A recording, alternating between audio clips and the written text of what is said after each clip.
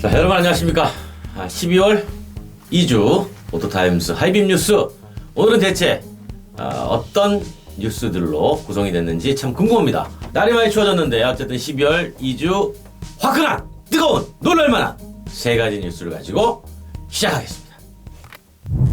2019년 올해 이제 보름도 채 남지 않았습니다. 2019년 되돌아보면서 우리가 들떠나는 단종차가 있다고 하는데 이제 올해를 마지막으로 안녕히 계세요 하는 그런 차들을 오토타임스 김성환 기자가 직접 알려드리겠습니다. 자, 어서 오십시오. 자, 일단은 올해 보름밖에 안 남았는데 우리 곁을 떠난 차가 있어요 올해? 네, 맞습니다. 어떤 네. 차입니까? 올해 국산차 시장은 좀 SUV 강세가 이제 지속되면서 좀 다양한 체급의 차들이 나왔는데 네네. 이와 반면에서 좀 노후화와 선호도 하락, 그다음에 경쟁력 부족 등의 이유로 단종을 맞이한 차도 적지 않았습니다. 사람의 수명이 뭐 보통 뭐 요즘 뭐 9988 이런 얘기 하잖아요. 네. 자동차는 한번 태어나서 모델이 한 10년 정도 되면 늙었다. 보통 이렇게 이제 표현을 많이 하죠. 그거를 이제 자동차에서는 이제 노후화됐다. 네. 또는 브랜드가 쇠락했다. 네, 그렇습니다. 어떤 차입니까? 네, 국산차 5사에 따르면 올해 단종했거나 생산을 멈춘 차는 총 9종에 이릅니다. 그렇게 많아요? 네. 우선 현대차 i40가 지난 5월 단종을 선언을 했죠. 네. 이게 저기 애매한 차긴 해요. 네, i40가 좀 많이 애매했고요. 일단 2011년에 등장해서 그러니까. 너무 오래 되기도 했고요. 그 다음에 아무래도 이 소나타와 그랜저 사이에 위치한 차여서 그런지, 그리고 이제 유럽형 전략 모델로 만든 맞아요. 만큼 좀 외관에 한국은 또 불모지잖아요. 이런 게 아주 복합적으로 작용을 했습니다. 그래요. 네, 이 외에도 지난 7월에는 엑센트의 내수용 생산을 중단하면서 단종을 확정지었고요. 뭐 쌍용차 코란도 투리스모도 같은 기간에 단종을 맞이했습니다. 투리스모 사라졌나 이제? 네, MPV의 이제는 카니발이 독주가 더 예상이 되고요. 네. 그리고 어떤 차가 줄었어요? 네, 쌍용차는 그리고 이제 두 달 뒤인 9월에 티볼리의 롱보디 버전이죠. 티볼리 에어도 조용히 단종을 요거 이제 코란도가 나오는 시점에 맞춰서 좀 코란도하고 좀 애매하긴 했어요. 네, 가격대도 살짝 좀 간섭이 있었고 이래서 네. 한국 GM하고 르노 삼성은 없습니까? 물론 있습니다. 있어요? 네, 한국 GM 이제 부평 공장에서 생산하던 소형 해치백이죠. 아베오 역시 올 봄에 단종을 했습니다. 르노 삼성 차 역시 무려 21년 동안 브랜드를 아주 대표하는 차였죠. SM5가 단종을 맞이를 했습니다. 르노 삼성차 같은 경우는 이제 제품 노후화가 심한 SM3와 SM7도 최근 부산 공장에서 생산을 멈췄습니다. SM 시리즈 자체가 참 오래됐어요. 네.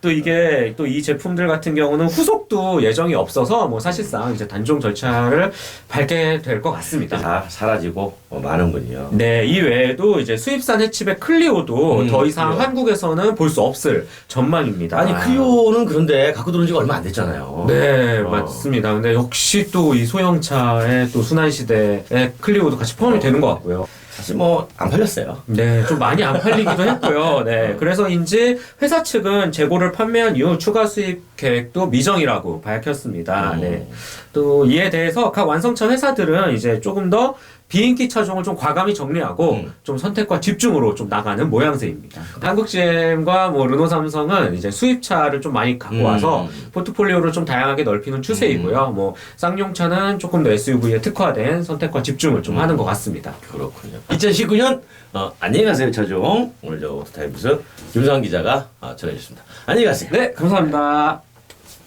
오토타임스 하이빔 뉴스 두 번째 뉴스입니다.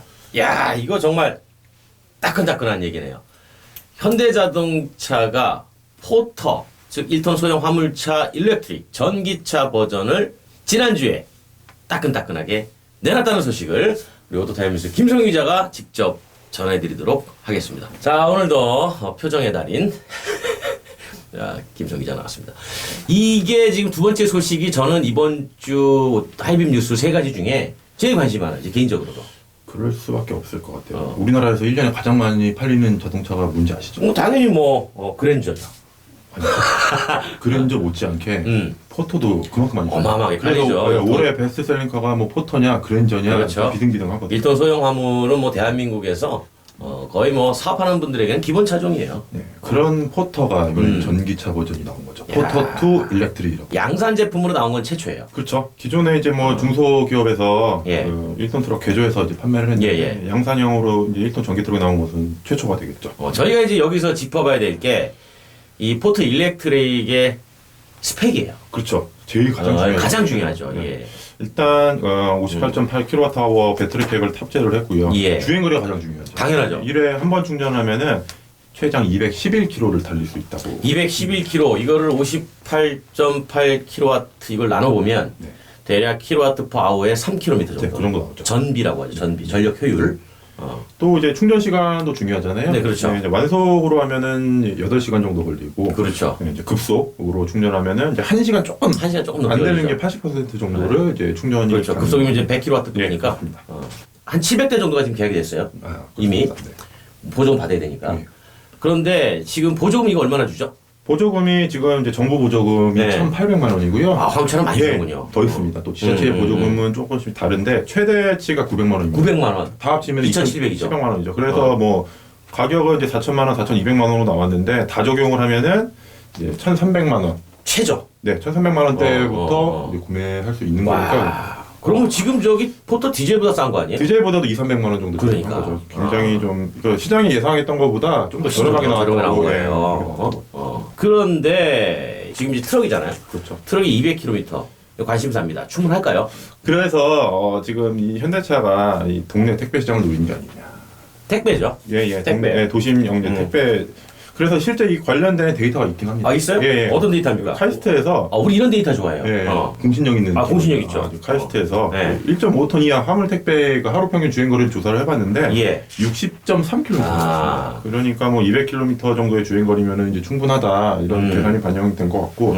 그런데 또 전기차는 겨울철에 좀 주행 거리가 줄어든다. 줄어들죠. 또 이제 화물차는 물건을 실잖아요. 그렇죠. 그렇게 보면 아무래도 연비가 떨어질 수밖에 그럼 없죠. 뭐 네. 그냥 플렉서블 하죠. 네. 어. 그래서 뭐 이번 포터2 일렉트릭에도요. 네. 그 적재 그 용량에 따라서 주행 거리를 실시간으로 알려주는 그런 기능도 이제 당신이 지금 있다고 500km 그렇죠. 실었으니까 몇 킬로미터 갈 수 있다. 남은 거 주행 거리는 300km, 아니 300km, 50km밖에 네. 안 남았습니다. 그런데 물건을 더 실었어요. 네. 가다가 네. 한 200km 더 실었어.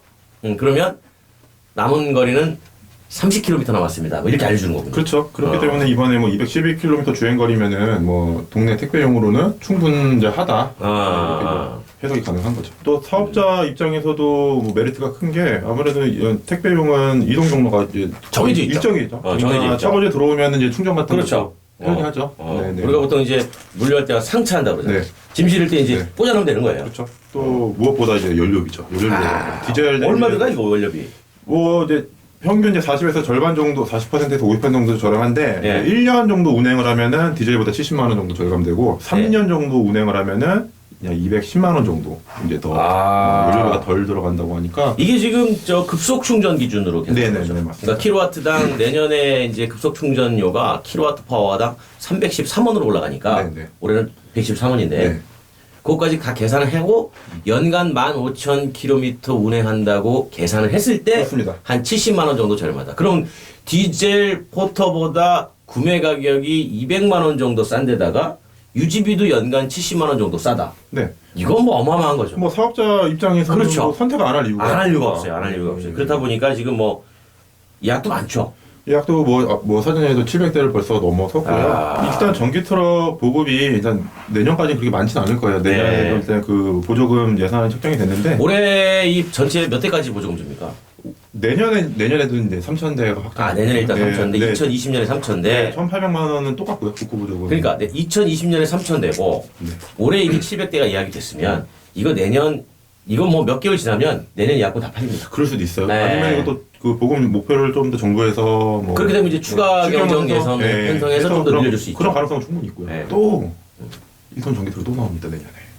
기아차에서 공급 당연히 뭐 현대차랑 똑같은 시스템이니까 기아차도 똑같이 나오고요. 또 이제 중국 지리자동차. 지리. 지리자동차가 이제 한국형 어. 전기 트럭 1톤에서 2.5톤 이하 전기 트럭을 한국형으로 이제 개발을 해서 내년에 이제 인증 추진하고 후년에 이제 출시하겠다라고 이제 공식 선언을 한 아니 그럼 상태에서 그 차는 그 주행거리가 스펙이 어떻게 돼요? 스펙 아직 좀 개발 단계고요. 예.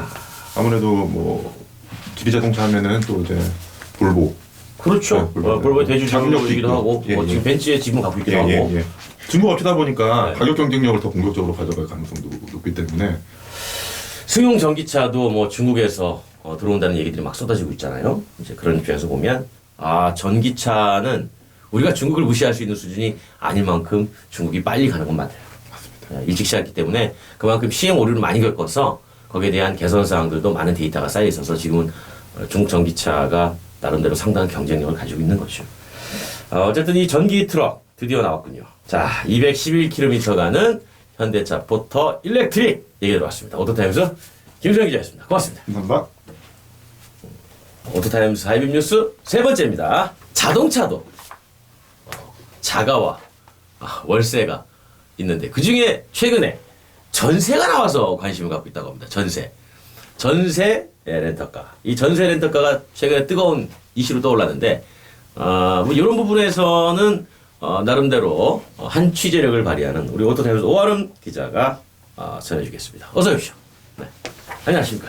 네, 안녕하세요. 우리가 이제 보통 집은 자가 아니면 네, 월세 아니면 전세 이렇게 있는데 그렇죠. 자동차 같은 경우에는 지금까지 우리가 뭐 할부를 내든 뭐라도 어쨌든 네. 내가 내 이름으로 소유를 하든가 네, 아니면 뭐 리스하든가 렌탈하든가 그렇죠. 그때는 이제 매월 돈이 나가는 일종의 그 월세 개념으로 네, 우리는 이제 이용을 했었는데 갑자기 어느 날 전세가 등장했어요. 네. 뭡니까 이 전세 렌터카가? 전세의 가장 큰 특징이라고 하면 어쨌든 냈던 보증금을 일정 기간이 지난 다음 다시 완전히 돌려주는 게 그렇죠. 전세잖아요. 근데 집의 경우에는 어쨌든 갖고 있으면 가치가 하락하진 않으니까 늘어나니까 이게 갖고 있던 보증금을 다시 주는 게 가능한데 네. 자동차의 경우에는 사실 타다 보면은 감가가 될 수밖에 없는 제품이기 때문에 처음에 냈던 보증금을 그대로 돌려받는 게 가능할까? 이게 당연히 의구심이 드는데 그렇죠. 근데 이게 그대로 돌려준다는 전세 렌트카가 나와서 굉장히 이목을 끌고 야 있는 겁니다. 이게 가능해요? 그렇죠. 일반적으로 생각할 때는 회사가 손해를 보면서까지 이런 일을 할 필요가 있냐 뭐 이렇게 생각하실 수 있겠는데요.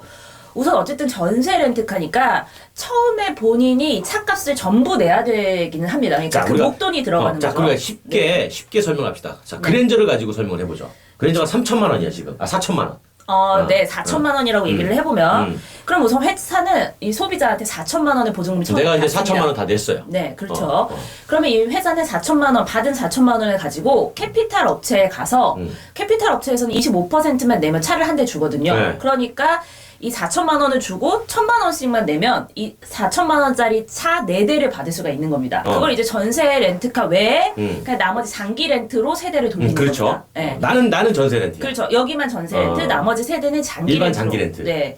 그럼 이제 장기 렌트를 돌리면서 그 사이에 수익이 발생할 들어오죠. 거 아니에요. 그러면 이 나머지 4대의 그 할부금을 이제 캐피탈 업체에 갚아가는 겁니다. 네. 거기서 나오는 수익으로 네. 계속해서 갚아가는 거고 그렇게 4년이 지난 다음에는 이제 계약이 끝나게 돼서 그럼 이 4천만 원 나한테 돌려줘야지. 전세 렌트를 돌려줘야 되잖아요. 네, 어떻게 그때는 돌려줘요? 이 4대를 다 같이 파는 거예요.